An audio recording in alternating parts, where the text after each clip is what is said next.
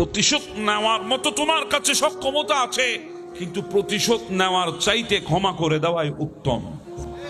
হ্যাঁ, হয়তো তোমার কষ্ট লাগতে পারে দিলে, হ্যাঁ হয়তো তোমার রাগ আসতে পারে তোমার দিলে, কিন্তু এই রাগটাকে যখন হজম করে তুমি ধৈর্য ধারণ করবা, তখন তোমার জন্য আল্লাহ বলেছেন ধৈর্যকারীদের জন্য অফুরন্ত নেকি বেগায়ের হিসাব নিয়ামত আল্লাহ দান করবেন। সুবহানাল্লাহ।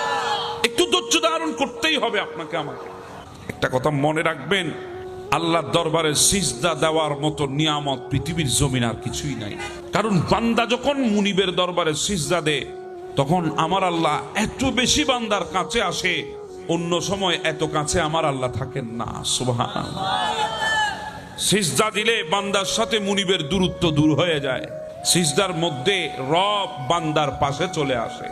এজন্য কষ্টে পড়লে সিজদা দেওয়ার জন্য চেষ্টা করবেন, সিজদা দেওয়ার অভ্যাস করবেন, কারণ সিজদার মধ্যে হাজারো সমস্যার সমাধান হয়ে যায়।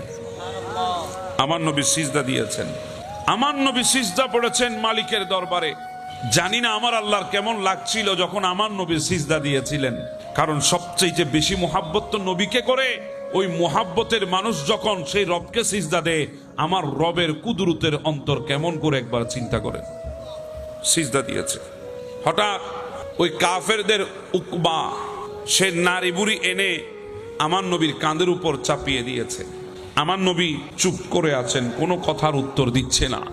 আমার নবী তাওয়াফ করছিলেন। আমার নবী যখন তাওয়াফ করছিলেন খানায়ে কাবা, হঠাৎ করে কাফের আমার নবীকে গালি দিতে দিতে যখন আমার নবী কোনো জবাব দিচ্ছে না, রাগান্বিত হয়ে তারা আমার নবীর উপরে ঝাঁপিয়ে পড়েছে।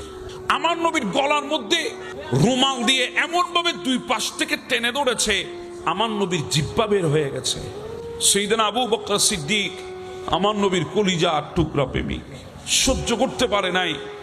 তিনি দৌড় দিয়ে এসে আমার নবীকে জড়িয়ে ধরে আমার নবীকে সেভ করলেন। সেভ করে আমার নবীকে সরিয়ে দিয়েছে। কাফেরদের ভেতরে রাগ চলে এসেছে, তারা আর থামে নাই।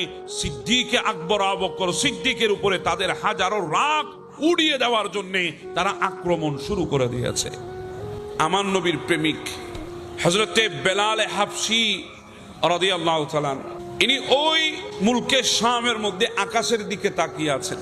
এক রাতে আকাশের দিকে যখন